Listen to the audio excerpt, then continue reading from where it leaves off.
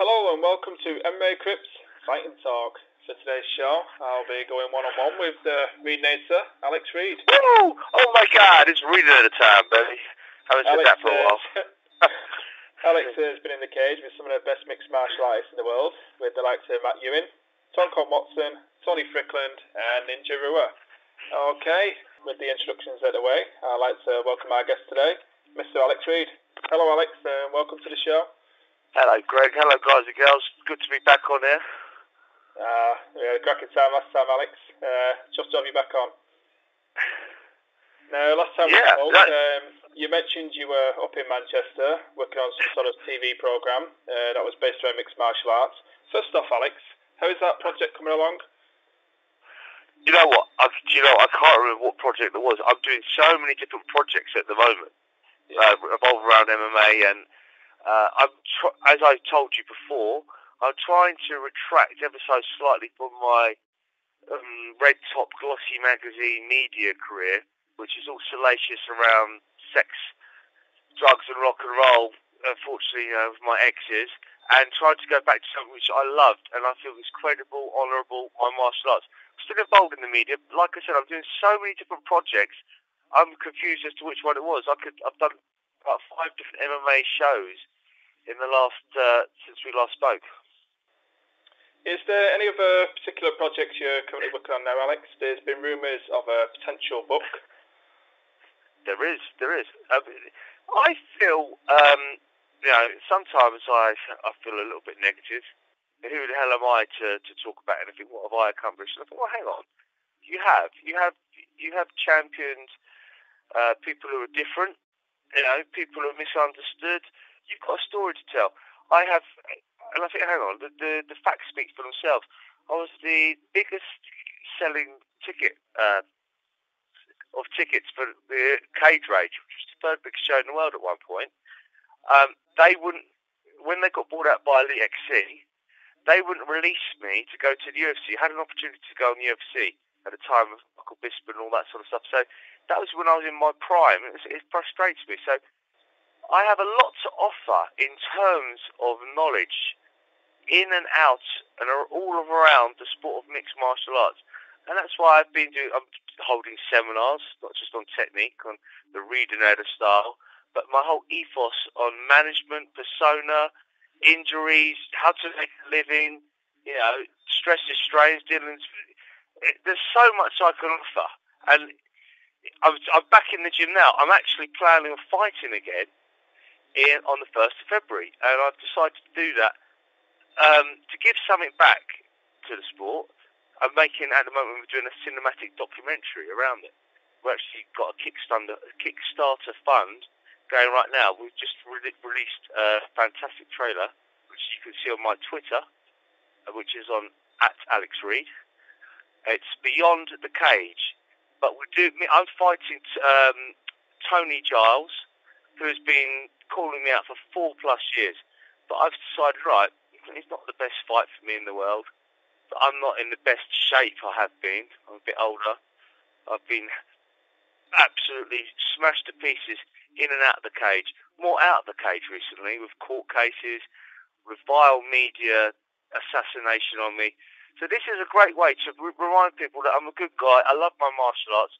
And guess what? We're doing it all for kids with cancer. So, and also, I'm not being completely altruistic. It helps me out as well because it gets to remind people, reposition myself as a good guy who's doing something. I'm a dad now, and I've seen people suffer with cancer, especially kiddies, and it really touched my heart. So I thought, well, why don't I donate my purse? And this character called Tony Giles, who's been calling me out for 4 years, been lots of negative press. He's got a minor reputation, media reputation, being on Big Fat Gypsy Wedding, and let's do something positive for the sport. You mentioned you had a chance to fight for the UFC. Could you go into a lot more detail there, please, Alex? When I got into martial arts, I grew up on superhero films and Bruce Lee films, Van Damme. Never wanted a real job, and I always wanted to be involved in films and martial arts like Van Damme, Bruce Lee. So as much as I want to be a good martial artist, the media side did appeal to me. I did want to be famous. I love the adulation and cheer of the crowd. So then the opportunity came for me to fight on The Ultimate Fighter. It was brilliant. It was like Big Brother, but with fighting. Funny enough, I went on to, we all know about Big Brother, but I went up to TUF where Michael Bisping and Ross Poynting went up for it, but I thought that Matsui, the night before, supposed to fly out for Dana White actually watched me, and I got the most vicious cut. He said, "Look, I'm really sorry, but you can come out, but I really don't think it's worth your while because the Nevada State Athletic Commission won't pass you." Gutted. He said, "Try next year." I tried next year. Guess what? I got in again, but I got turned down because Elite XC had bought out Cage Rage, who I was contracted to. So when I was in my prime, Elite XC wouldn't release me. Okay, I apply the next year. I get in. Yeah, can you make middleweight? Brilliant. Yeah, I've done that. Brilliant. I'm the top man for the job. Right at the last minute, they cut all the middleweights. They said, "All right, it's unfortunately it's welterweights. Can you make welterweight?" Never made welterweight in my life. I lied to Joe Silver. Yeah, of course I can. Of course I can, Dana. The first day I made welterweight was the day before the fight. On the way in, it ruined me. Not experienced. And you hear me. I was on it was England versus America. I fought Dean Amasinger, a good guy. I felt comfortable to beat him, but it wasn't me fighting. You hear me go, "Woo! Oh my God, it's Reid at a time." That was a complete act. I didn't have an ounce of energy in my body. I was completely and utterly ruined and lost before I even started the fight. Even though the fight went the distance, it went a third extra round. I think the UFC really wanted me, the tough guys, the producers, they really wanted me on the show. They were pulling out all the stops to try and help me win, but should have... Do you remember the seasons, Alex? Obviously, it sounds like it was season 3 with Ross Point and Michael Bisping. And then it sounds like you nearly made season 7 with Quentin Jackson and Forrest Griffin. It's the one where Amir Sudala. Yeah, yeah. Like, I mean, I used to spar with him. I lived in Vegas for 6 months with my mate Rico Rodriguez, who was the ex-UFC middleweight champion of the year, preparing for when I actually got selected. And I would spar with Amir Sudala every Saturday. I think it was Warrior Gym, but I was beating him up. I was like, "What's going on? I'm better. I'm as good as these guys." My teammate, I was sparring with him on Saturday, just gone, John Hathaway, and he lost to I can't think of the guy who did he lose to. Very good fighter. He's a world champion, extreme couture. He was now welterweight, highly ranked fighter. Anyway, I used to spar with this guy weekly as well. He used to beat me up. I remember him beating me up for 8 minutes, and then in the 8th minute I got him back. But what I'm saying is, at one point I was on the cusp of being something special, and people knock me down. But I hope to think people can just look at my Tom Watson fight and see, look, I'm not. I think people in the sport who've been in the sport from the dawn of its inception in the UK know my ability and my background, and I still get respect in my gym of London shoot fights and have top fighters competing all around the world. I'm getting a bit older, I'm 38 years old, but I still get respect. Outside of the sport, unfortunately, I don't. And this is the saddest thing. I mean, people are slating George St. Pierre on his recent victory over Hendricks. I rolled with Hendricks several years ago. He's a stud, but don't disrespect George St. Pierre. He's still a complete and utter athlete. Same thing with Anderson Silva. And then look at Theodore. He was another hero. Oh no, people new to the sport. He's a bum. He should. Come on. Fighting is fighting, and at some point you're going to lose. At some point, we're all human, unfortunately, and in a weird way, that's what makes us a better fighter and more of a hero coming back. Well, you mentioned Amir Sudala. I actually watched a video of you interviewing Amir Sudala. Mike Pyle. Sorry, Mike Pyle. It was Mike Pyle who used to beat me up. And yeah, I just remember Mike Parr, but Amir Stoller. Yeah, I've interviewed Amir Stoller. Oh, sorry, I cut you off. You interviewed him at his local gym, and it was around the time he actually just come off the Ultimate Fighter 7. So like you mentioned, you was beating him up in the gym. Literally, you could have got on that show. He actually won the final when you were speaking to him. We tried out. We tried out at the same time. I was in America. I was having breakfast with him a couple of days. It's really weird. I mean, my life. People say to me, "You could have done this," and the guys at the gym are all like, who've known me. I'm one of the oldest guys at the gym now, active. Well, I am the most active oldest guy. They're like, oh, such lost potential. What we could have done.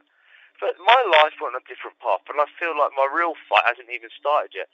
And I don't mean fighting in courts with my exes.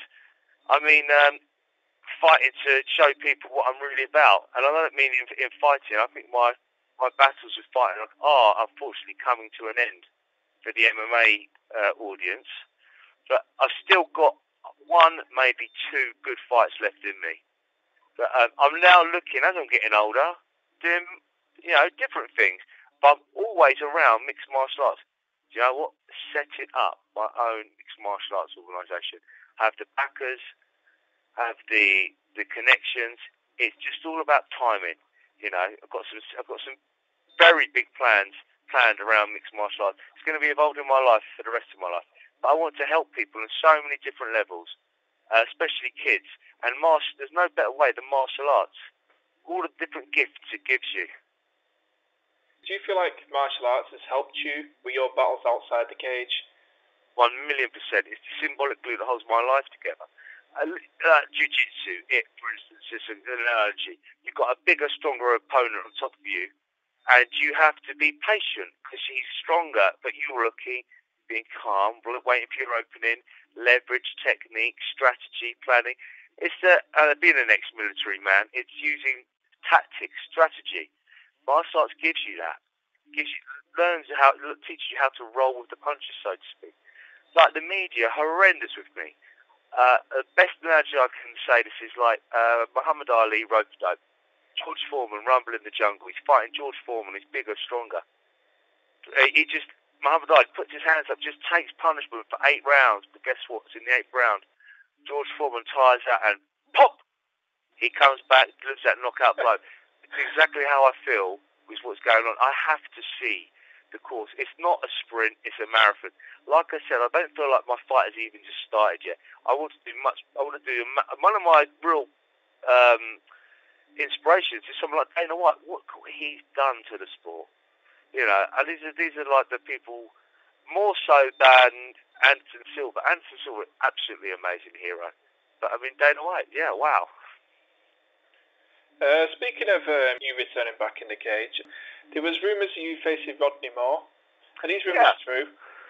Absolutely. I've got a fight booked for him a month after I fight Tony Giles. It's going to be a very hectic beginning of 2014. I'm training now as we speak. That's a month apart. You know, I thought, oh, bloody hell, not ideal, but he's a serious competitor. He lost his last fight was against Dean Lister, who he lost by, he survived just over 2 rounds of it. So he's no slouch. He's older though. I'm looking for fights now that aren't necessarily gonna cripple me, but something that can still happen. My body's in bits, though, I'll tell you. Bad back, sore knee, sore elbow, sore neck. I'm like, it's probably like the Rocky Balboa film. We see him start training, and I'm like, I hobbled into the gym yesterday. I'm having a day off today, a really rewarding day off because the training is hard. I'm 38. I've been fighting these young studs who generally the oldest is 28, so they're 10 years younger than me. Yeah, well, I beat them up. Great, I feel fantastic. I'm in bed for a week. Guess what? They're up the next morning, or in the afternoon, training again. You know, and they say they've had 8 more training sessions to my 1. Well, you know the story about Rocky, Alex. You know the story about Rocky. You know, he always pulls it off in the end and comes out victorious. Oh yeah, baby. Oh yeah. Like I said, 8th round is coming. 8th round is coming. Well, you talk about moving away from the cage and still participating in mixed martial arts. I've noticed you've been working with Mr. Dave O'Donnell over at UC MMA. What's your role over there? Is it to perform the post-fight interviews? He has me as presenter. I'm a bag of old trade. What's the word I'm looking for? A jack of all trades. That's what I was going to say. A jack of all trades. I fight. I present. I MC. I commentate. You know, what are we doing tonight, Dave? You know, I consider that's basically the remnants of Cage Rage, which at one show was the third best, biggest show in the world. So, you know, I always have a loyalty there. Dave looks after me. Dave's a good guy. He's a bit of a cockney. We have rows, but comical rows. And guess what? You're going to get to see it all in a 90-minute documentary, which we're putting together as we speak. You know, the trials and tribulations of what really goes on in what we call this modern-day warrior cage fighter, mixed martial arts. How can he's got to pay bills. You can't pay bills doing this sport. He's got to create a persona. If he doesn't win, he's not going to fight again. He's got to earn? Is there enough money to make in this sport? He's going to have to go and get another job. Yeah, all the trials and stresses and tribulations. It's a very fascinating documentary. What did you make of the return of Karlos Vemola at UC MMA 35, Alex? He defeated Denison Sutherland, obviously, for the UC MMA middleweight title. Was you there to watch that fight? And did the fight go the way you expected? I didn't see the fight. He literally only just got cut from the UFC. Yeah. I mean, Karlos is a beast. I don't know how. He's 98 kilos. He used to be a heavyweight. He's now a middleweight. He was in the gym the other day, and I was watching him. I was getting nervous. I've not sparred him for about a year, and I'm like, I was getting nervous because he's my weight, and I'm like, Alexi, my trainer, I said, you know, we won't spar him today. I'm like, thanks. Keep him away from me. Keep him over there. Don't get over here. I mean, he's like a tank. Once he starts, you can't, you know, a bulldozer. You know, he is so powerful. I'm very impressed with him. I actually spoke to Karlos Vemola before his fight with Denniston. I asked him if he would walk over to Denniston's corner and give him that famous stare down he likes to do. Basically, for the listeners at home who don't know what I'm talking about, he walks over to the opponent's corner and just stares at them. Now, Karlos brushed it off for a laugh. You know, he didn't really answer my question. Have you talked to Karlos about this and actually know why he does this?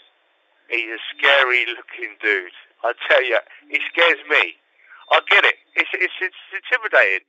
It's purely tactics. I mean, he's a professional. I know he's a nice guy. He's a good guy, but he has, and I don't know his background, even though he's in the same gym.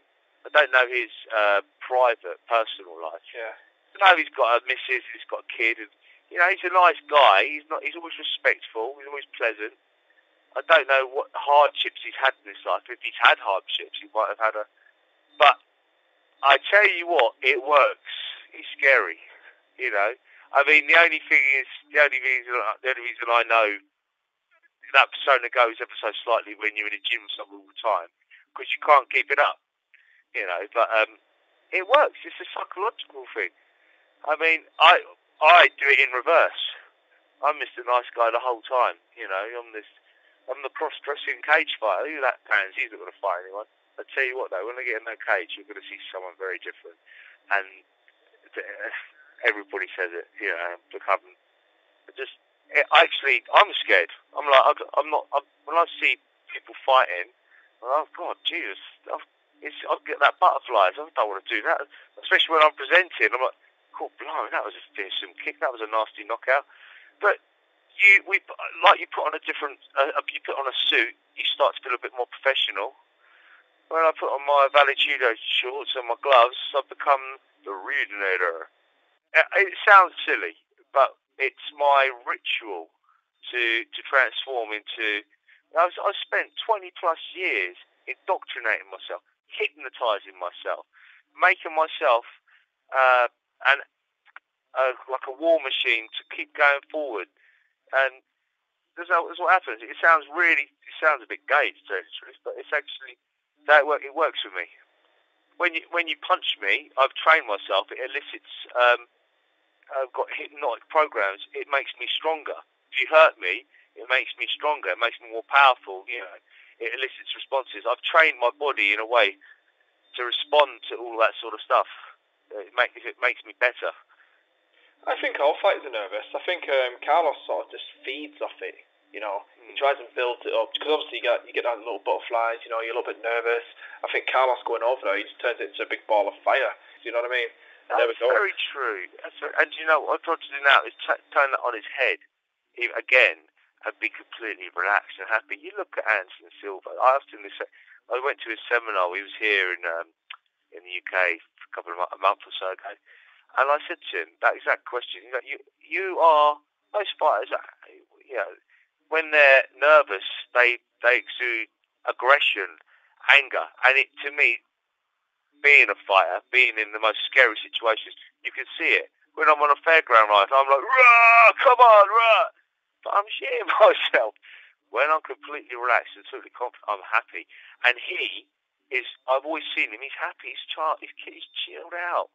He looks serious, but he's not like, in his last fight, when he lost, he was all screaming, and he said the same thing, he wasn't happy. I said, you know, in your head, when you're happy, the sun is shining, the moon is out, it's shining, but you weren't happy, you were screaming, and that's how I like to be ultimately. I don't want to give you an evil stare down. I want to be so relaxed that you can't. When you're giving me an evil stare down, I'm like, okay, that's proper martial arts. That's getting a bit aikido-y there. I also spoke to James McSweeney not too long ago. I tried to dig into the little rivalry between him and Karlos Vemola.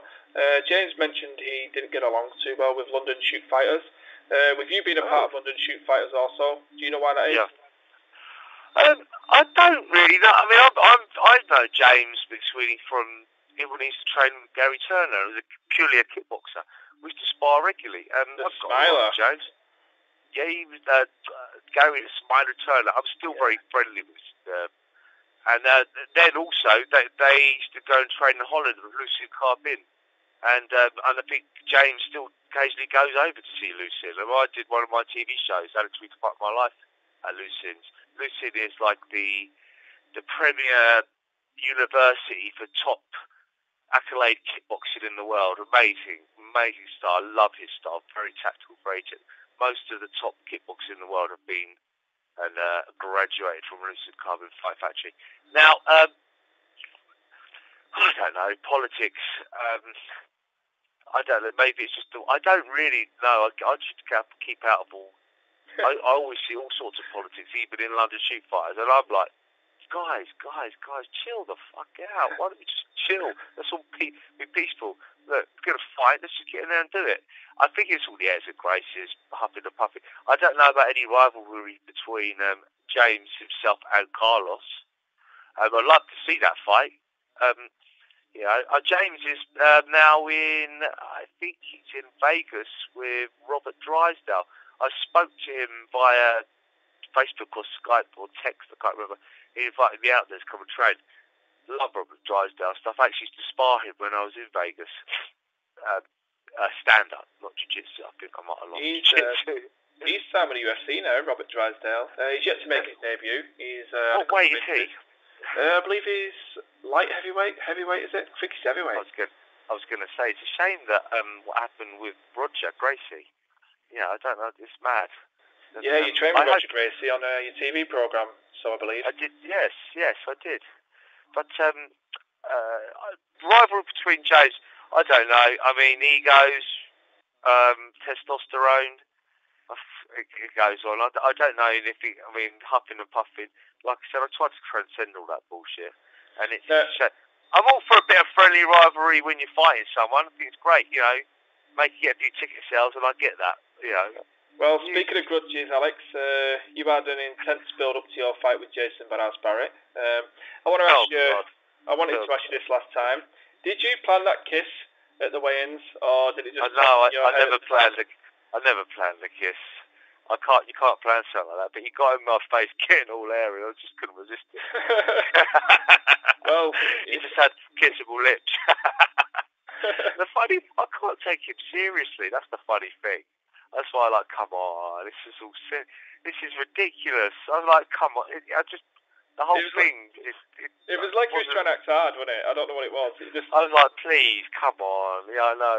And the thing is, I mean, I regret some things I've done, and so I kind of regret that because it puts me into a foolish bracket, and it almost undid all the good work I did fighting Tom Watson. But hey, you know, I forgive myself, finally, for being a prat. It's now about doing something credible, you know. I don't know if you watched The Ultimate Fighter Rosie versus Tate episode 12 this past I've been watching. I'm only up to number 7. I love it. Well, I haven't watched The Ultimate Fighter in about 3 years, and since I was on it really. Now I'm loving it again. I don't know what it is. It's like because it's the girls, I guess. It's something new. Well, in any event, we had Anthony Gutierrez. He missed weight. I know you had a struggle with weight cutting on TUF 9, so I'd like to get your personal opinion on this, Alex. What would you say is the safest amount of weight to lose in 24 hours? Yeah, in 24 hours? 10 pounds? 10, 15 pounds? No, I'd say 10 pounds. I think 10 pounds is pretty okay. And I cut 8 kilos in 2 days against Jorge Rivera, and we all know how that didn't end up too well. So, I mean, I was a little boy in the change room. I was like, I had nothing in me. I was like, oh God, shit, I don't want to fight, but yeah, right, come on, you're gonna do this. You're a man. Mad, eh? Well, that brings me on to my next question. The reason I asked you that was because Dana White likes to call them pussies, you know, for not making the weight and whatnot. He gets all angry about it. What does it feel like on your body once you start to lose, say, past 10 to 15 pounds? How does your body react to that, Alex?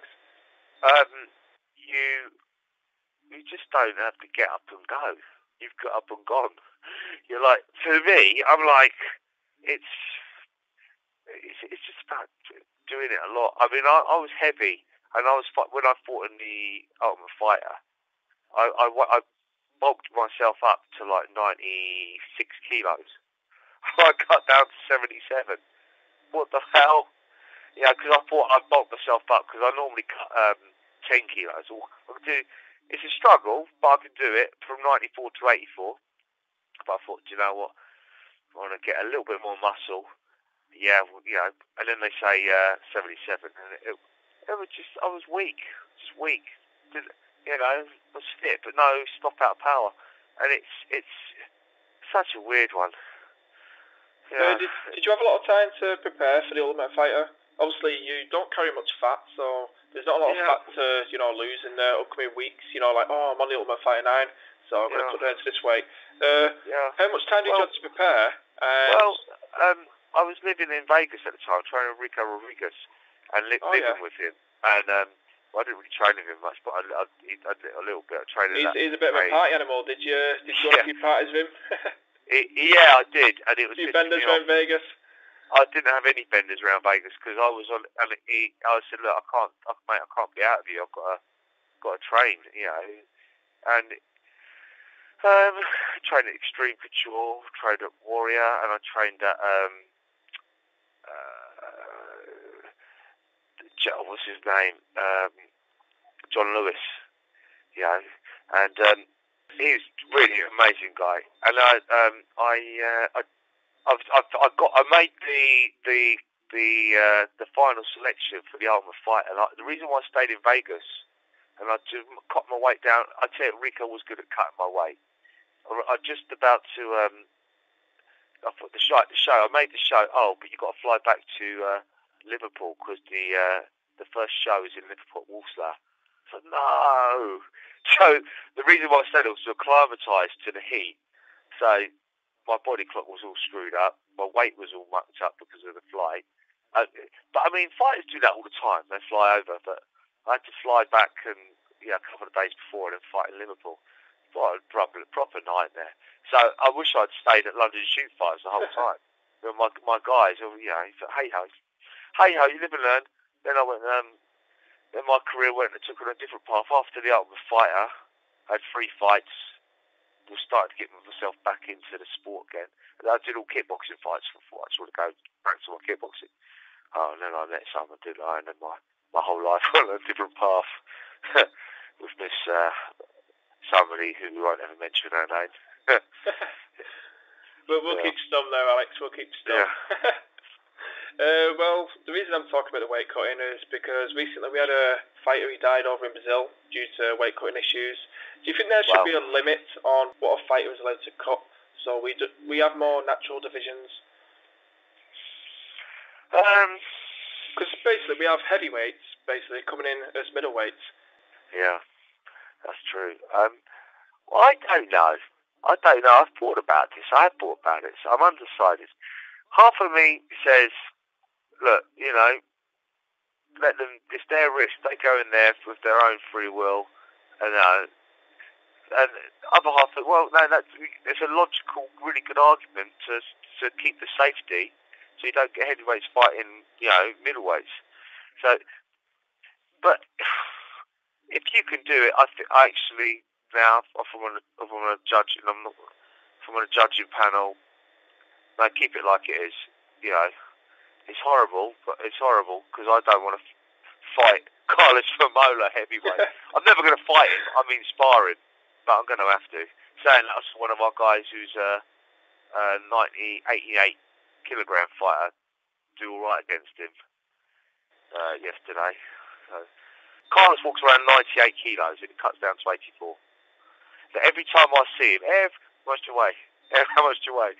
What do you weigh now? He's a beast. Right, Alex, thank you for joining me today. Anything you want to say to our listeners and Alex Reid fans before you leave? Please, go and check out Beyond the Cage. You can see the link on my Twitter page, @AlexReid. And follow me and I'll follow you back. Cheers, guys. Okay. Also, be sure to follow us at www.mmacrypt.com. And you can check out what's new with Alex Reid at www.iamalexreid.com. Thanks for watching and keep an eye out for more MMA Crypt fighting talk.